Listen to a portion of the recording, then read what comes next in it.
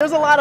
Like people who are burned from here down, but not up here? Yes, and there's a lot of like strange disappearances, kidnappings, or just weird injuries. Like in your neighborhood? But no, there's a lot of that, and I always found myself just storing it and saving it and reading about it and giving myself nightmares, so why not pass that around? Look who we're hanging with! That would be me. Look who we're hanging with! Jason David Frank. Boom shakalaka. Please do not change channel.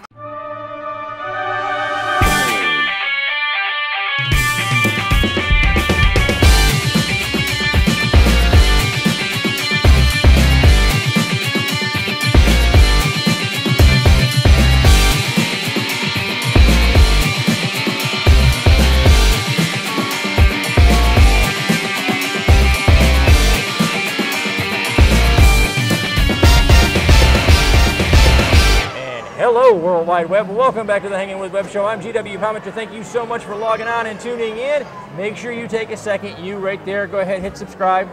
Yep, bang. Just like that. Hit the little bell right next to it. You can come back over and over and over again. We've got authors, artists, filmmakers, musicians, creative minds of all kinds. We are at Central Florida Comic Con all weekend long, and right now we are hanging with author Naomi Muse, the author of Hell and Earth. Yes.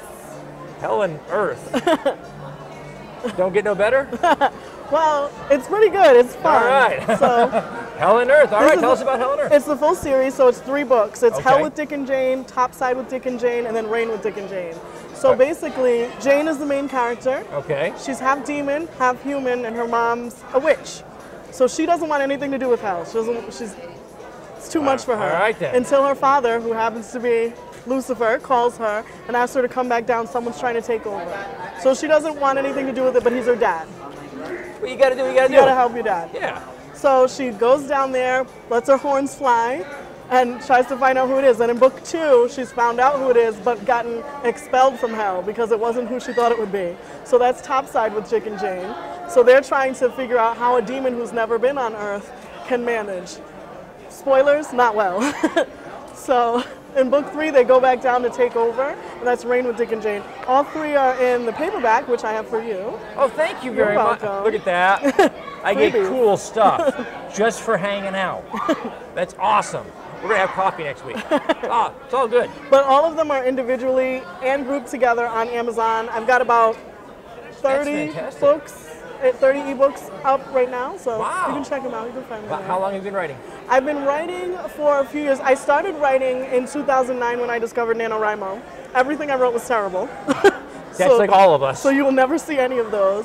And then 2 years ago, I decided, you know, I can try it out. Right? Okay. I put something up for free.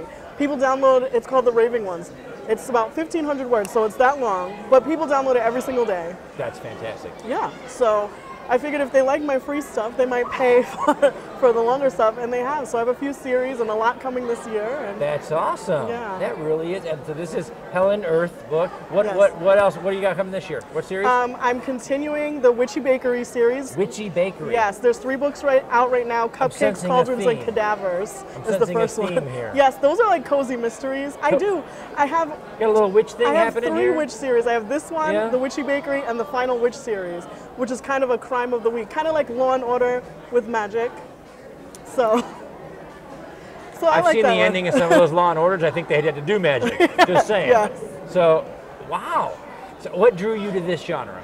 What do you like about writing this stuff? I just like to read it, and it's fun. You know, if you get stuck in something more serious, like romance, that you got to work their way out of it. And these, magic.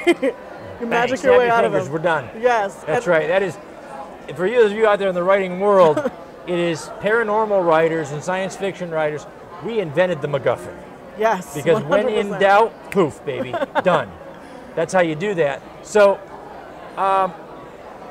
as a writer, writing paranormal, writing witches and demons and really fun stuff, do you have an interest in the subject matter? Do you do a lot of research for your writing? I do research. I kind of nerd out on these things. Pinterest will lose you forever. But I go down that black hole. Apparently, y'all are really demonic over there. You will go down a black hole. So I do look at things because I don't want to get too specific. There are spells and things you can get online. I don't want to put any of that in there. Just in case. Don't Even if you don't believe in it, just don't mess with it. Boom. Just don't mess with it. So I do research, and I do people from New Jersey might not like this, but you know, if you drive down 95, there's a smell. I know Yes. that it's a landfill, but it's a hellmouth in my book. So that explains the Landfill, smell. Hellmouth, really, really close. You know. I'm telling you. Anybody that's no, just saying. And well, we're in Florida all Yes. the time. So on our part of 95, we have the river. Yes. It smells a lot like a landfill. yes, Hellmouth makes perfect sense. Just saying, especially in the summer, August heat. yeah. Yeah. It's a bad scene. And in Oh, the man. Final Witch series, I do a little more research Okay. because some of them are based on really strange unsolved crimes. For example, there was one I just read. I wrote The Final Show, which is about someone who died and she was completely burned from here down, but from here up, fine. And it was a true story, but no one knows how it happened. So I was like, well, obviously magic. So Obviously. Obviously. She solved it. You know, I love the way you described your work. thank you. Because you described it's paranormal, but you described it as mundane topics with a paranormal twist. Yes. So you took Law and Order, for example, I love the fact that you can see the mundane in the extraordinary. We tell our audience all the time. If you're a journalist, you tell the facts. Yes. If you're a writer, you tell the truth. Finding the human truth Because inside of that. And real the human stuff truth is- inside the mundane Yeah. is threatening to people. And If a we lot want of to the talk, real if stuff we is want to scary. have a dialogue on race in the mundane, Yeah, everybody's on their hind legs. absolutely. I'm not this, or I am this, or I am that, right? But if we put a little green polka dotted alien next to a witch in New Orleans somewhere, nobody's threatened by that, and we can tell the same story. Yes. We can get inside the human condition there. You're right. What drew you to doing mysteries and those kinds of stories? What draws you to that? I in here? love true crime stories and weird unsolved things. Like there's a lot. Like people who are burned from here down, but not up here. Yes, and there's a lot of like strange disappearances, kidnappings, or just weird Like in your injuries. neighborhood or No. just in general? No, well, I live in Florida, All right. so Florida man is so, real. Yeah, a little bit, yeah. Yes. But no, there's a lot of that, and I always found myself just storing it and saving it and reading about it, giving myself nightmares. So why not pass that around? Sharing is caring, you know. And see, look, witches and demons. Oh my! I was supposed to be a third one in there. Never mind. So, so what's coming? We already talked a little bit about what the story's coming next. What's that called again? So the Witchy Bakery series is Witchy ongoing. Bakery, Yes, ongoing. it's about a witch who How many inherited are a in that bakery one? but can't cook. So that's fun. There's 3 so far. There's so much irony in that description. First of all, witch, bakery. You don't think they go together, but they do. But then the witch can't cook, which doesn't make her a very good witch either, because they're cooking Kitchen up all the witchery is time. not happening. That's not a good thing. So, and what else you got going? So I'm going to be writing some steampunk this year. Ooh. Yes, because I went to Aethertopia last year in Tampa, and I loved it, and I have a lot of ideas. Nice. So I have 2 different series that I want to start in steampunk this year. The first of which is Unknown Gods. So that'll be Unknown out Gods? soon. Yes, I have my first cover, so I need to write to that. There's going to be a lot of things because I have a book cover habit. I like that. Oh, you have a cover habit. Yes. So you pick out a cover and then you try to write. You try to see what it inspires. It's not always the same. Sometimes I pick out a cover, then I'll write to it. Or I'll just have an idea and I see a cover I want. I'm up to 40 right now that I need to write this year. So, Look, if I have one that's in progress, and if I get it done this year, it'll be a miracle. yeah, I don't know if I'll get all 40 done, but Yeah, fingers crossed. it is. Writing, it takes a lot of discipline. Not the creating part. That part happens like That's when the you're easy sleeping. part. It happens when everywhere you go. You're Yeah. eating lunch, and all of a sudden, hey, that guy can do this. It's sitting at the keyboard and making your fingers work. Well, I as do a fast lot of as your brain. dictation. I don't know if you do any Ooh. dictation, Does it but I work? love it. I don't yes. know. I'm not a big Yeah, dictation now it's a person. little more editing, but I have a wireless headset so when I'm around the house so I can be writing while I'm doing dishes because no one likes to do dishes. And then I have a recorder It's when I'm true. away from home. No It's one awful. likes to do dishes. It's awful. You learned it here first. Okay, so writers have things that inspire you. So is there a place around the house? Is there a particular writing ritual that you have, something that's kind of got to fit into the niche for you to get creative? No, I can pretty much get in the flow wherever I am. She can write doing dishes. Yes, I have a tape recorder that I keep in my purse just in case the mood hits me and I want to block out a scene, because my dictation software transcribes too. So I can plug it in when I go home and all my words are there. And you'd be surprised what you can do in a commute. Wow. So yeah. I don't have a special place, no. That's awesome, though. So how you doing? What are readers saying? Well, actually, the Witchy Bakery book is selling more than these books, so buy my books. But because there's a lot of us out there that can't bake. Yeah, yeah. So that one's selling really well. But the readers seem to like my stories, so I'm a fan. I'll keep writing as long as I want them. I want to branch out into different subgenres. I got some ideas about Pegasus, you know, alicorns. We'll see. I want to write everything. I love that. That it. is really, really awesome.